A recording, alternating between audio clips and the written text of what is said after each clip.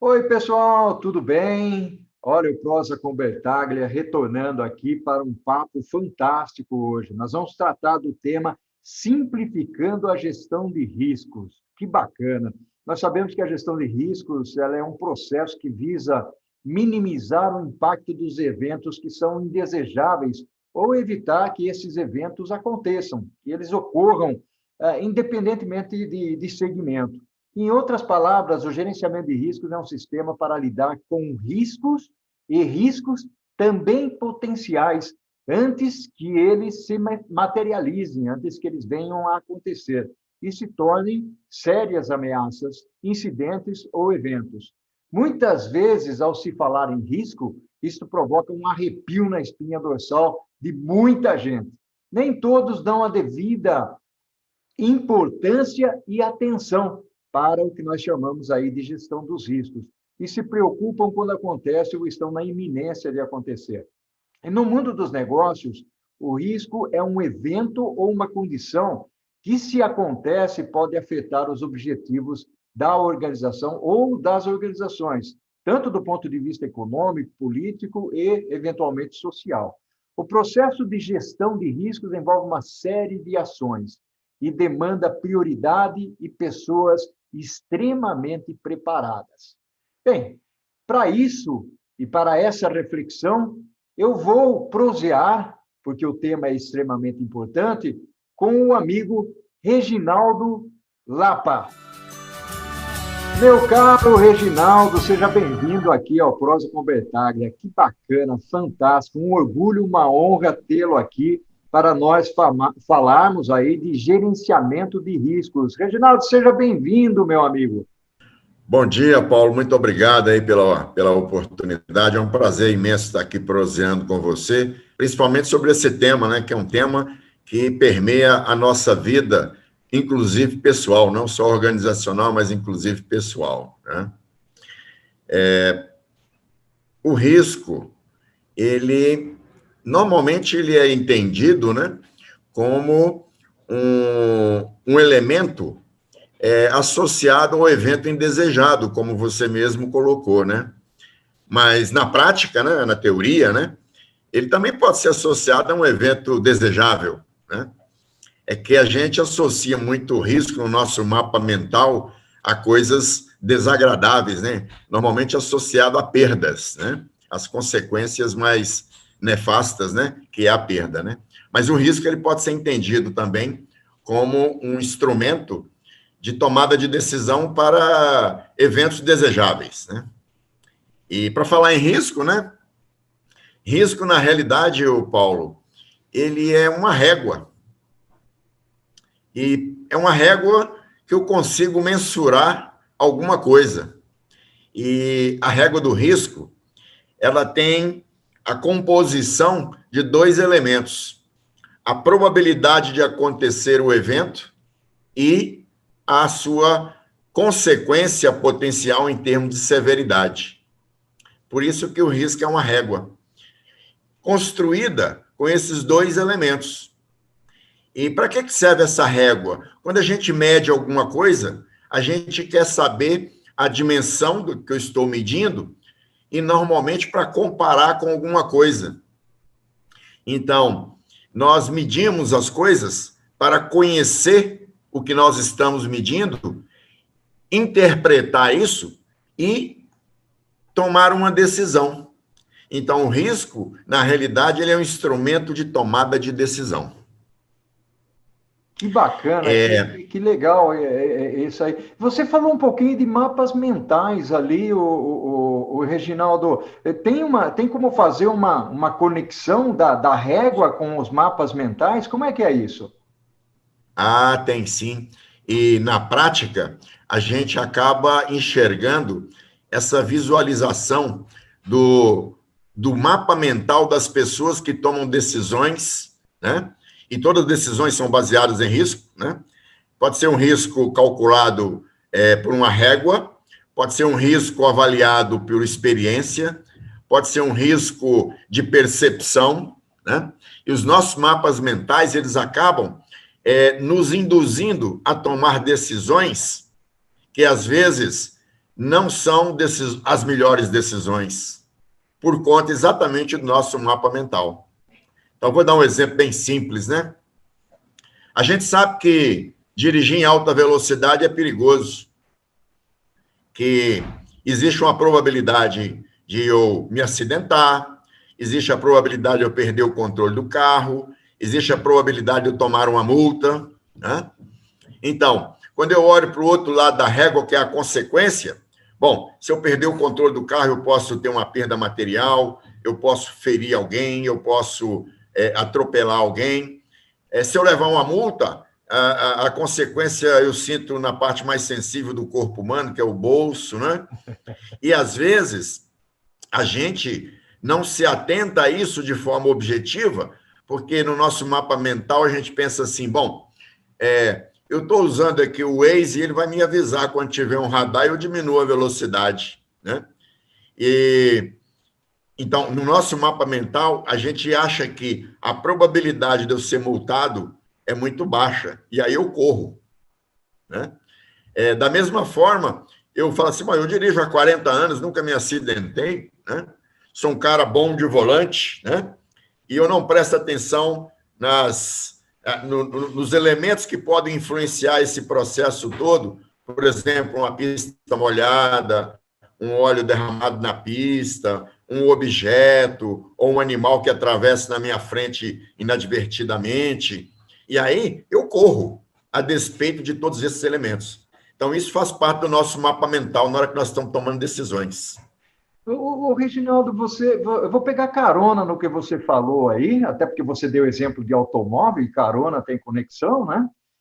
Eu estive conversando com uma pessoa recentemente, onde o número de acidentes pela utilização de celular vem aumentando muito. E na realidade, quando você fala de risco ao volante e o uso do celular, está muito atrelado a esse exemplo que você acabou de dar agora, a essa régua e a esse mapa mental. O que leva o ser humano a utilizar o celular, né? E não é só falar. Antigamente era só falar ao celular. Hoje não, o pessoal digita ao celular e dirige, né? Inclusive teclar. É muito comum você passar nas estradas, né? E olhar. Às vezes um carro lento do lado da esquerda, você fala assim, mas esse cara a essa velocidade do lado esquerdo, aí você ultrapassa o indivíduo, olha um pouquinho e fala assim, o cara estava no celular. Então, ele diminui um pouco a velocidade. Isso, primeiro, isso é deseducação, né? É deseducação. Isto é parte da vida que nós levamos, que nos induz, né? Você não pode parar no acostamento 2 minutos para atender uma ligação ou fazer um chamado, porque você perde tempo.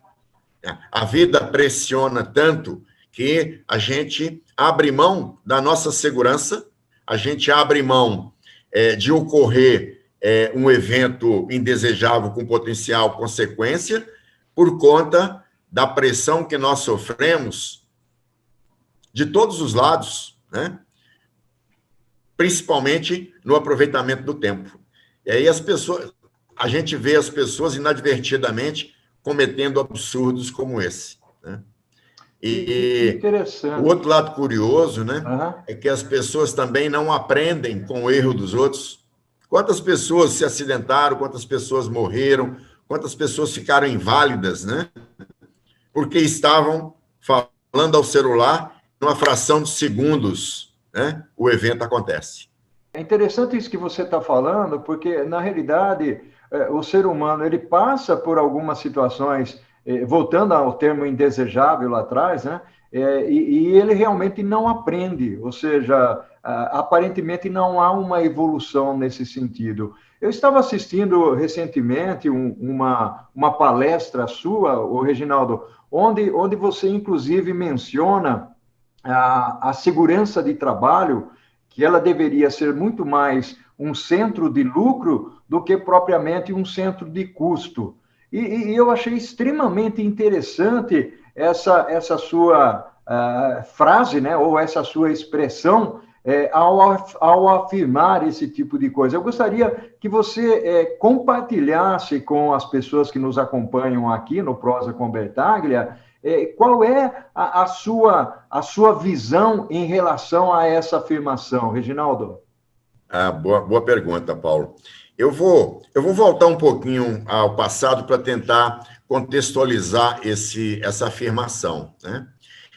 Nós, no Brasil, nós temos uma abordagem de segurança, no trabalho especificamente, né? Segurança e saúde ocupacional, muito legalista.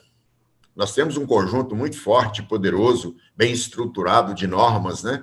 Que deveriam ser seguidas, que na prática não são na sua totalidade. Então, desenvolveu-se no Brasil uma abordagem de segurança ocupacional muito legalista.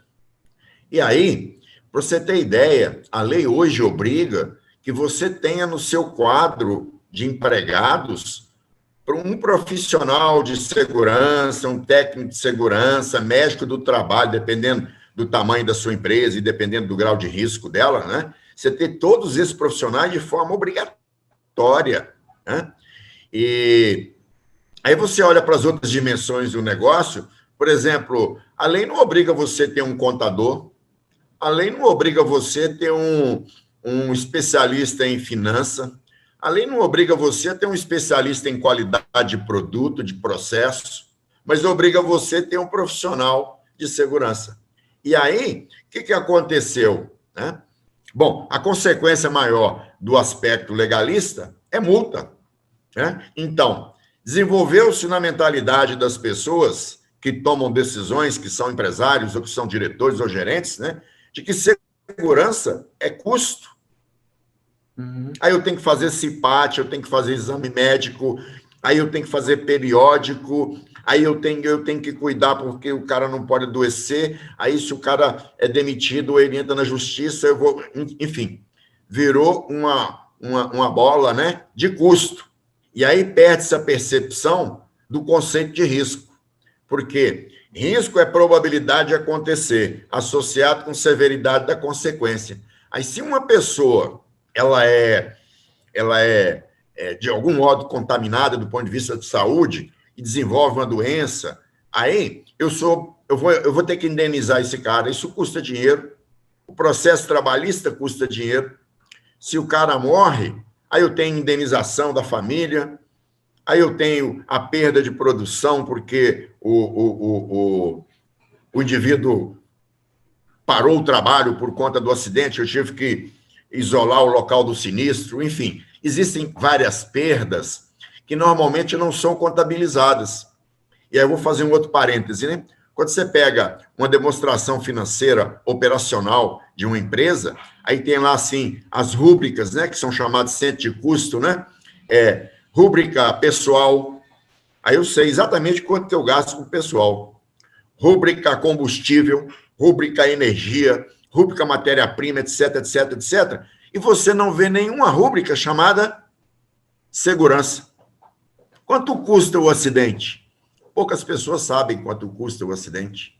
Quando eu sei quanto custa a energia, quando eu sei quanto custa o combustível, quando eu sei quanto custa a matéria-prima, eu vou gerenciar. Opa, eu preciso reduzir meu custo. Vou atacar onde? Vou reduzir aqui, vou reduzir ali, vou reduzir acolá. Para reduzir custo, a gente precisa investir dinheiro, melhorar o processo, alterar a forma de fazer, melhorar a matéria-prima, isso custa dinheiro também. Aí eu comparo quanto que eu vou gastar e quanto que eu vou ganhar. Aí eu faço uma conta simples, né, que qualquer economista sabe fazer, né? Aí, em quanto tempo que eu pago esse investimento, qual que é a taxa de retorno, etc, etc. Mas não se faz isso para segurança. Porque se fizermos um exercício apurado e técnico-econômico, a gente chegaria à conclusão que investir em prevenção gera lucro. Por quê? Eu estou diminuindo a probabilidade de acontecer acidente, eu estou diminuindo a probabilidade de queixas trabalhistas, eu estou diminuindo a probabilidade de adoecer pessoas. E aí, quando eu diminuo a probabilidade, eu olho lá, quanto é que custa o acidente? Quanto é que custa o cara doente? Quanto é que custa o processo trabalhista? Se eu comparasse esses números, né? Quanto é que custa eu reduzir o meu seguro, que eu pago seguro, né? Toda empresa paga seguro, acidente de trabalho, e o seguro hoje ele é calculado em função do risco. Só que as empresas não internalizaram isso porque elas sempre olharam para a segurança como centro de custo. E um centro de custo é fantasma, porque ele não aparece na contabilidade da empresa. Na hora que eu tenho que trocar o cara porque ele foi afastado, eu tenho que treinar outro. Isso aí entra no custo de RH, eu nem sei. Né? Quando eu tenho que indenizar um cara, isso entra no meu custo de administração, e esse custo não aparece. Assim, a gente só gerencia aquilo que mede. E a gente só mede aquilo que a gente acha que deve medir, né, para tomar decisão. Então, se eu não meço, eu não conheço. Se eu não conheço, eu não gerencio. Que bacana, fantástico, Reginaldo. Muito, muito bacana a sua visão, a sua colocação, extremamente pertinente nos dias atuais. E olha, Reginaldo, o papo está tão bacana, a prosa está tão legal, que nós estamos terminando aqui o primeiro tempo, meu amigo. Então, nós vamos fazer o seguinte: você vai tomar uma aguinha ou um cafezinho aí na sua BH, né? A caminho da Bahia, é isso? A caminho da Bahia. Isso. Né? E aí nós vamos voltar para o segundo tempo. Pode ser? Ótimo, tranquilo. Olá, Reginaldo, que bacana, está fantástica essa nossa prosa aqui. Eu estou gostando muito, bebendo da fonte. Vamos falar um pouco agora nesse tópico 2, o Reginaldo, sobre a dinâmica da gestão de risco e a sua possível simplificação ainda. Vamos explorar esse lado, ok? Ok, Paulo. Vamos lá. Bom, Paulo, nós conversamos agora há pouco e falamos que risco é um instrumento de tomada de decisão. E tomada de decisão é um processo, né? E esse processo, ele começa com coleta de dados, transformação de dado em informação, e aí eu interpreto a informação para gerar conhecimento e tomo decisão. Quando eu tomo uma decisão, eu normalmente estabeleço uma ação. E aí, vamos analisar esse ciclo processual. Muitas vezes, eu não coleto a informação de forma apropriada, então o resto do ciclo já está contaminado. Às vezes, eu coleto informação, mas eu não consigo transformar informação em conhecimento. Desculpe, eu coleto dados e não consigo transformar dados em informação. Às vezes, eu consigo transformar dados em informação, mas eu não consigo interpretar a informação e transformar em conhecimento. E, normalmente, quem toma decisão não é quem coleta dado e nem quem transforma dado em informação. E aí, numa organização, eu tenho outro componente chamado comunicação, tanto horizontal quanto vertical. Quando a informação não chega, o conhecimento não é gerado, e aí a decisão é equivocada. Aí eu vou parar um pouquinho e vou te dar um exemplo rápido desse ciclo de uma forma bem simples, né? Eu não conheço nada mais sensível do que mãe. Mãe é o melhor sensor do mundo, porque a mãe acorda de madrugada do nada e vai lá no berço do bebê e percebe que ele estava se mexendo, vai lá e põe o dedo na testa dele e fala assim: nossa, está quente, está com febre. Aí a mãe vai lá, pega um Tilenol e dá pro bebê. Aí daqui a pouco ela está lá de novo com o dedo, né? E a criança continua quente, vermelha, né? Meu Deus, a febre não passou. Vou dar um banho nesse piá, né? E vai lá dar um banho no menino, né?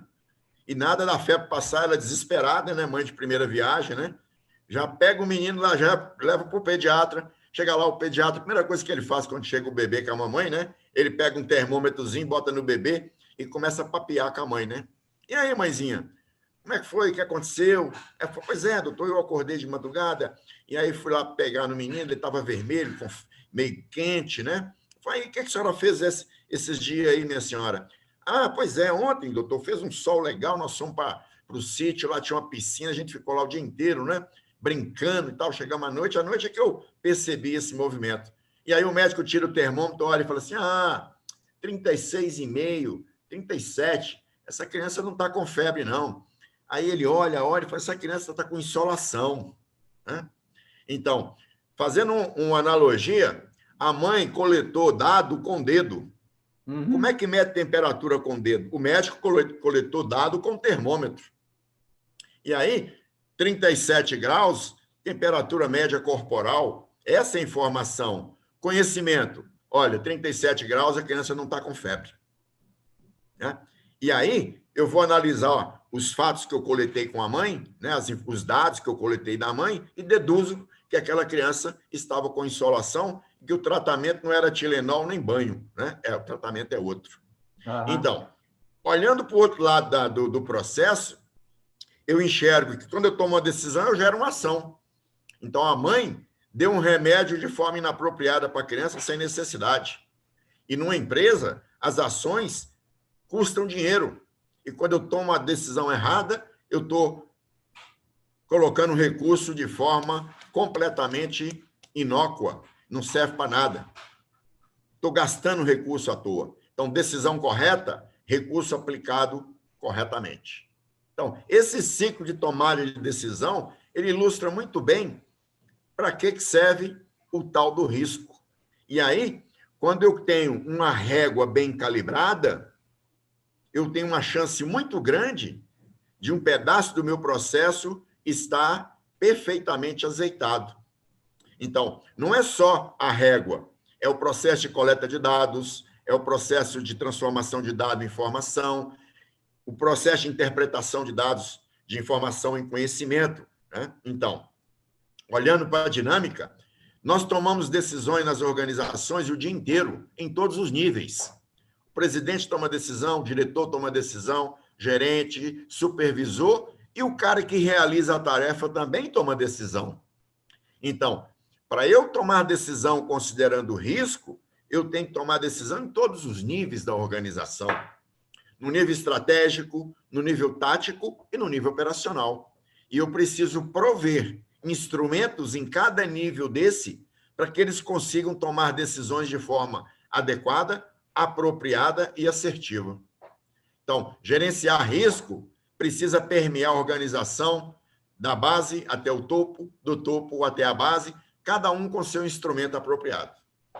Olha só que bacana essas colocações que você acabou de fazer. Ou seja, você permeou, né? Ou seja, a parte da gestão de risco passa por um processo fundamental, que é o que você provê para as pessoas para que elas tomem as decisões. As decisões, eventualmente, podem ser baseadas, e aí você usou categoricamente, foi fantástico o exemplo da mamãe e do bebê, né? Porque isso ocorre rotineiramente nas nossas vidas, onde você tem uma dimensão, muitas vezes, equivocada do que está acontecendo, e você toma uma decisão em cima daquilo mais equivocada, e você pode gerar uma consequência que pode causar algo totalmente inesperado, né? E aí, muito bacana, estou gostando muito realmente. E eu gostaria agora explorar um outro ponto com você, porque você falou de algumas dimensões aí,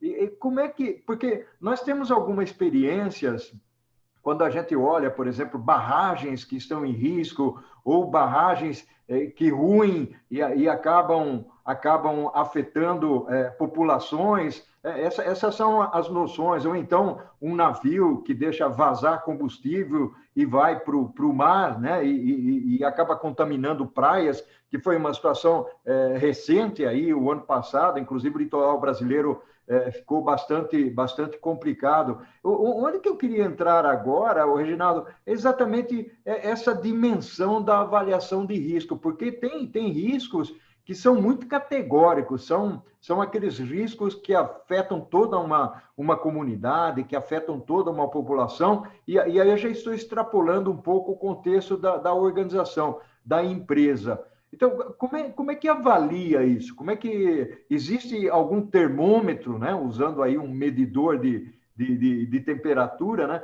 Existe um termômetro onde a gente classifica esse tipo de coisa? Qual é a sua visão em relação a esses pontos que eu acabei de colocar?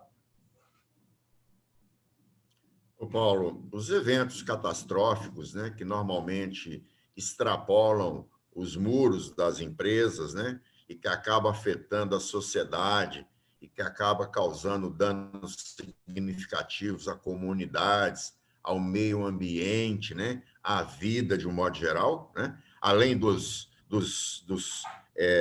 aspectos financeiros e econômicos, né? Eles também precisam ser tratados com a mesma régua, a régua do risco. Legal. A questão toda é, a minha régua está calibrada? Porque se eu for medir temperatura com um termômetro descalibrado, ele pode apontar para baixo ou para cima.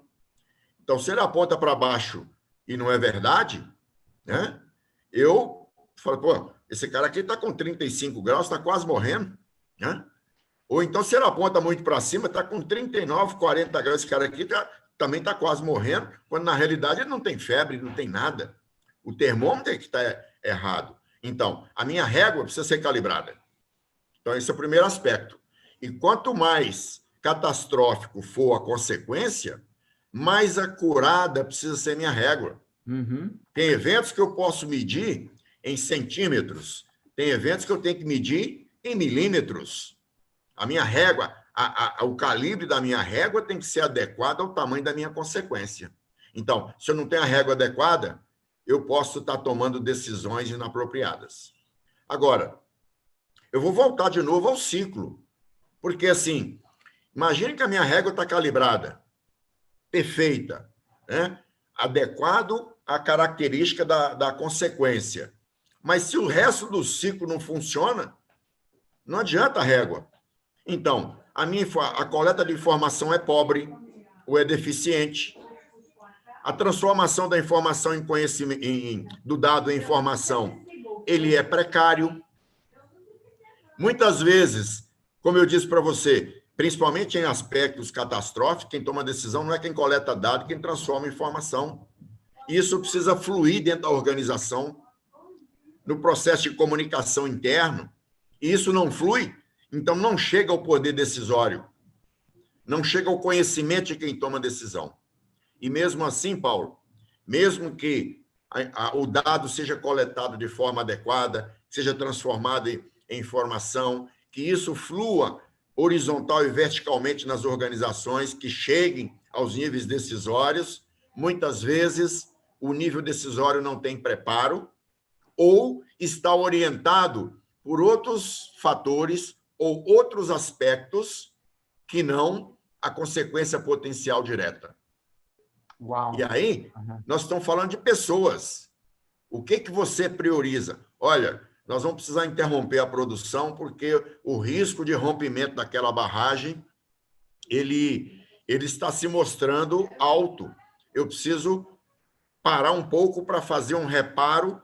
Aí alguém fala assim, peraí, mas se parar aqui, eu vou parar a produção, eu vou deixar de entregar o meu produto, isso vai comprometer o meu cliente, o meu contrato, isso vai custar milhões de dólares, vamos dar um jeitinho.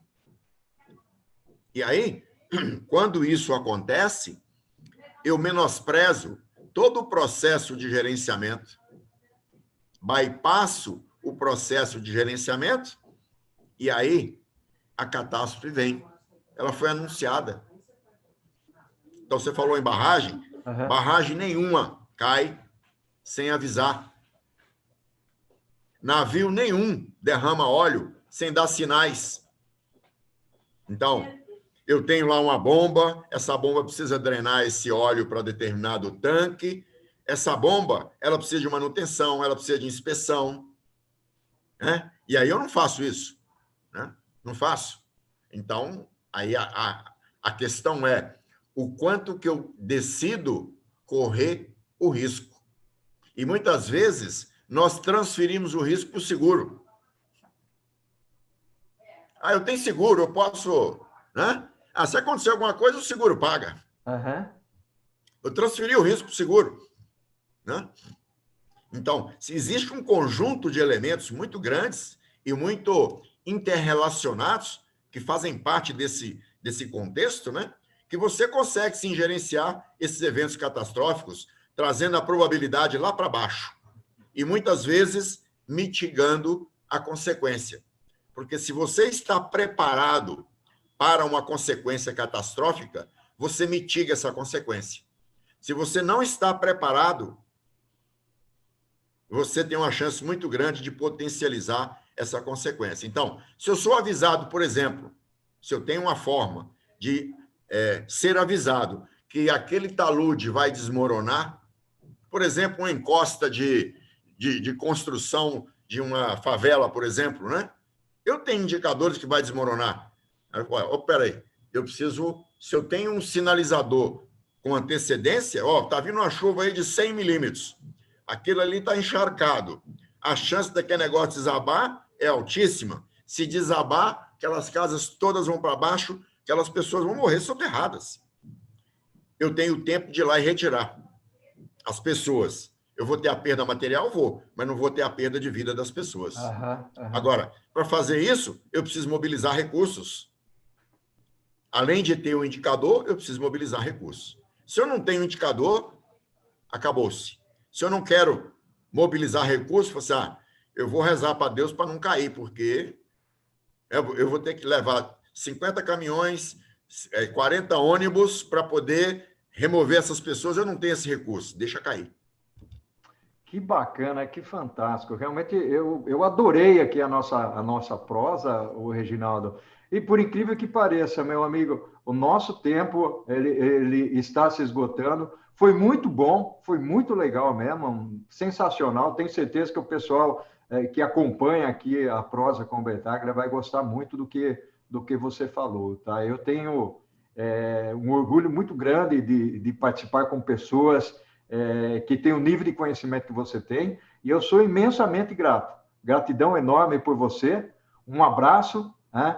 E se cuide por aí, se cuide realmente. Obrigado. Estamos vivendo um momento, né? Um momento um tanto quanto difícil, né? E nós precisamos ter os indicadores e essa régua que você está falando, inclusive para enfrentar essa situação atual, né, Reginaldo?